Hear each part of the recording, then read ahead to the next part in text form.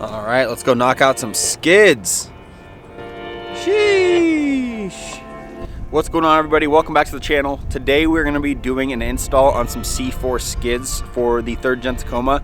We're doing all the skids, so the front, the mid, the transfer case, the fuel tank, the rear diff, all of it. Yeah, let's get started on it, show you guys how it's done. All right, here we go. Front, gas tank, transfer case, mid, and then that's gonna be for the transfer case skid. Oh man, I'm so stoked. Also, rear diff with a hole to drain it if you need to. Up she goes. Don't worry guys, Wes is gonna figure it out eventually.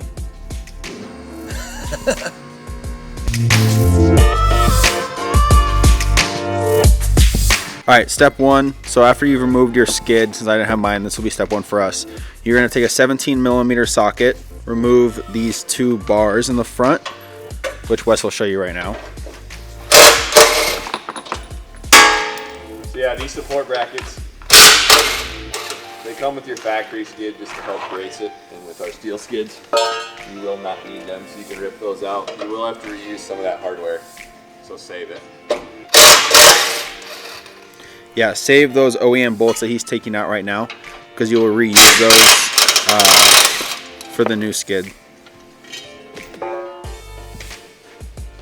Alright, so we're going to use the factory bolts that go into the front here that we're holding on those support brackets. And then we supply these 1/2-inch washers. So these will go on and then up in the skid on the front. And then in the middle, we supply these M8 bolts and washers. Those will go in the middle, somewhere on this cross member. And then in the back we have 3/8 by 3.5 carriage bolts and some square plates that go on top of the cross member to tighten everything down. So when you guys are doing the cross member, you'll put those 2 little black plates that come with the skid on top of the cross member, put the carriage bolt through the skid, and then the nut and everything on top of that, just to secure it to that cross member up top. But we're gonna put the skid in now so you can kind of see how it's done, but now at least you know what hardware goes where. Alright guys, so factory bolt with the new washer in front. Yeah, they need washers. Like so. Oh, okay. It's always a good thing. You need that washer you dropped it. So factory bolt, big washer, back to where those frame support brackets were. And then on the back, you're going to install those 2 black little square plates on top. Carriage bolt through, and then washer and nut on top as Alex hits his head. There you go. Back? Alright guys, just to reiterate, you're using the OEM bolts up front, which are a 17 I believe, with the new washer. Then you've got new hardware going on underneath. So that gold bolt down there, it's grade 8 with the new washer, and then 2 carriage bolts in the back. And then obviously you're gonna put your doors on here and here. And then we're gonna keep working our way back to the next skid. Once you guys get the front skid on, in order to do the next skid, we have to take off these little frame supports, which are a 12mm bolt. Once you get those off on both sides, we'll go into putting in the next skid.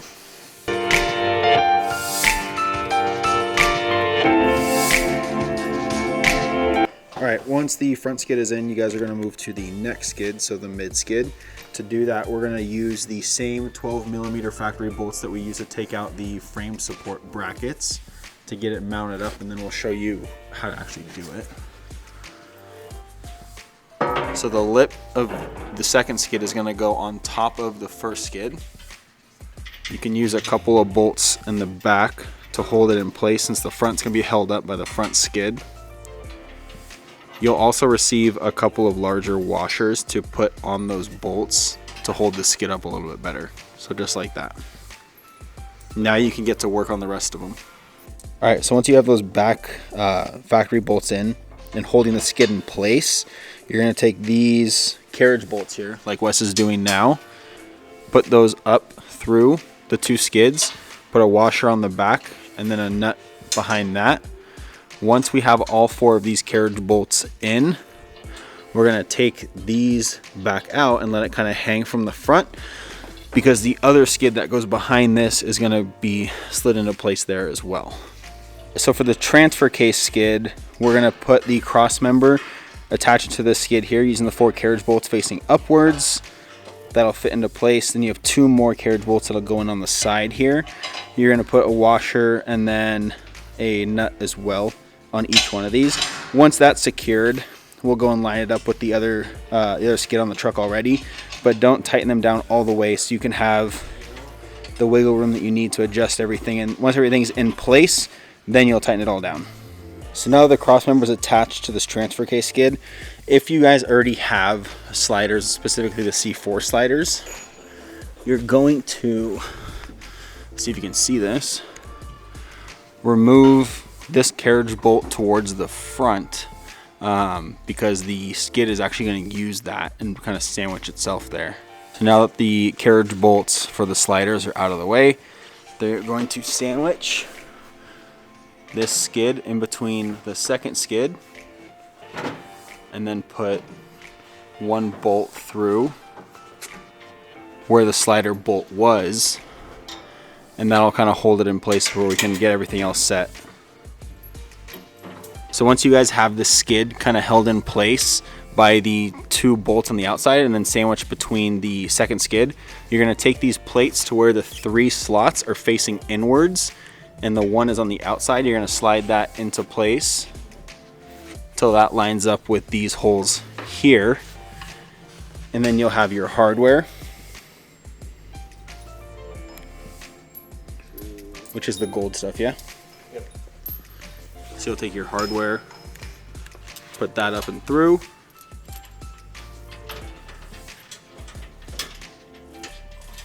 We'll keep it all loose.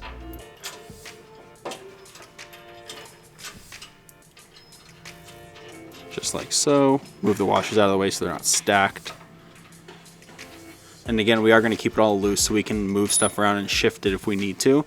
Once it's all in place where we want it, then we'll actually snug it all down.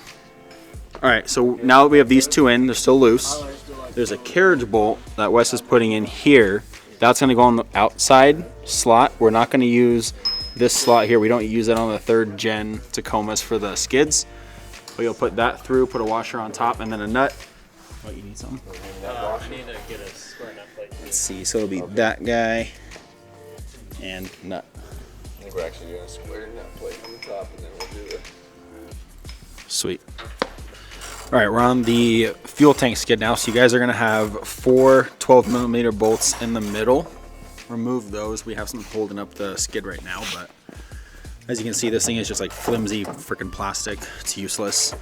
But we'll show you how it mounts up there in just a second once we get these 4 nuts off. There's a bolt right behind where the fuel strap mounts right here. It's a 14 mil. We're gonna take that out just because that's one of the places where the new fuel skid is actually gonna mount to. That's a 14mm bolt. All the hardware for the fuel skid itself is a 9/16, so make sure you guys have those sockets ready to go as well. All right, when you guys are doing the rear fuel tank skid, the shorter bracket is gonna go on the driver's side of the skid, and then the longer bracket is gonna go on the passenger side of the skid.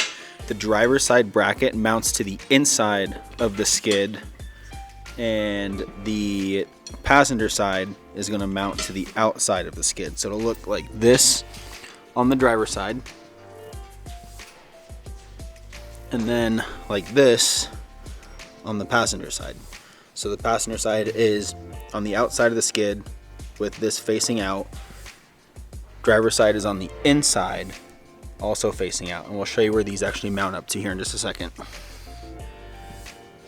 All right, so once you guys have the brackets attached to the fuel skid in the back there, you're gonna use the factory 12mm nuts to secure the skid up to the fuel tank. And then we'll show you where these brackets actually bolt up to. There also should be a couple of larger washers to put on the back side of those nuts just to help hold up the skid because it is heavier than factory. There's that washer I'm talking about on the bottom of the skid. So use a factory nut, that new washer. An impact. Once those 4 are in, just finger tight, then you can actually start to work on that bracket. And that bracket is gonna mount, you guys can see this, but you've got this little spot up here where there's 2 holes in the back, one in the front. Use the one in the middle. You kind of have to bend the bracket just a little bit, which is good because then it keeps tension on that bolt anyway. But that's where that nut and bolt's gonna go. And that's a 9/16 as well. All right, so last piece to this fuel tank skid is putting this front plate on. You're just gonna use a carriage bolt, a washer, and a nut. Now the cool thing about C4's fuel tank skid that kind of sets it apart from others is, one, we're using brackets in the back, factory hardware, yes. But most companies don't do something up front here to reinforce the fuel skid. So let's say if you didn't have that bracket to help reinforce and you were to drop your truck on your fuel tank, you're just still gonna crush in your fuel tank because there's nothing else to support it up front. That's where they kind of thought of everything and put this bracket and reinforcement plate on here that mounts to the frame of the truck to actually help reinforce the diff or the fuel tank skid as a whole.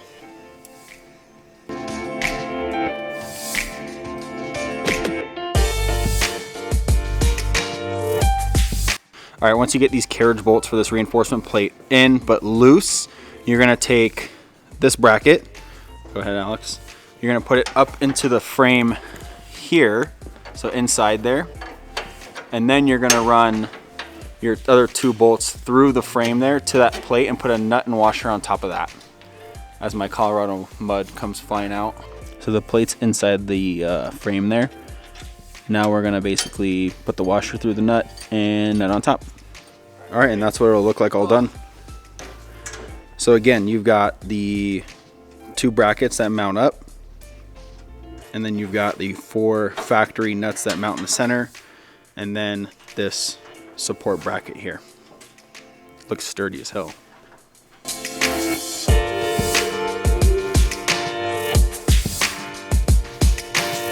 All right, so we're finishing up now with the last skid, which is the rear diff skid. When you guys get this kit, you'll have 6 carriage bolts, 4 flange nuts, 4 washers, 4 locking washers, or 2 locking washers, and 2 regular nuts. The best way to do this is have the carriage bolt come up through this way and put the flange nut on top. So on these brackets here where you have 2 on either side, that's Wes's arm, don't worry about it. You'll have the carriage bolts run up, you'll put a washer on top, and then the flange nut on top of that. These are a 9/16 nut, so make sure you use that to tighten that down. It's not metric. When you get to the point where you're starting to snug everything down, try and do it as evenly as possible around so it sucks itself up nice and even. It's not crooked or torquing in any way. Yeah, as you can see, Wes has done this one, that one, this one, that one. Now he's doing the front, and the front will look something kind of like this. So you have a bracket that goes on top, and same thing, carriage bolt up through the bottom. I'll show you here in 1 second. So the carriage bolt will do the same thing, come up, you'll put the lock washer on top and then the nut on top of there, but kind of make your way around, tightening everything down as evenly as possible to get this thing centered and perfect.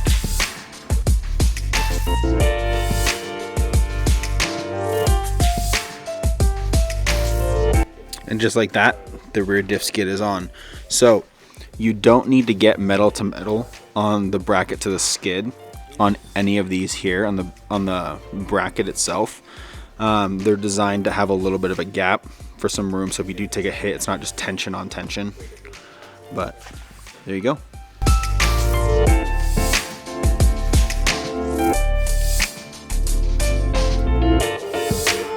All right, there you guys have it. That wraps up the install video for the skid plates as well as my time here at C4 Fabrication. Huge shout out to C4. I'm super stoked to be working with you guys, and I can't wait for more stuff in the future. The truck looks absolutely amazing. I can't wait to go and test out the armor, bang it up a little bit. Thanks for all the hospitality. You guys took really good care of me. The process was a lot of fun, and again, I can't wait to keep working together in the future. For all the rest of you guys, here's the truck.